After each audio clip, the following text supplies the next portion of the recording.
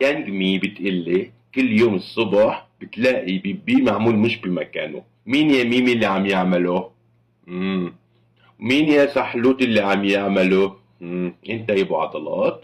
كل مخالب الاتهام موجهة إلك. صحيح هذا الحكي ولا لا؟ ما تنسى أنه الاعتراف أفضل وسيلة للدفاع. أنت هات الحفاضات يا سحلوت، لأنك اعترفت يا أبو عضلات. أنا مو زعلان منك. تعا يا دادا يانجمي لبسيون الحفاضات.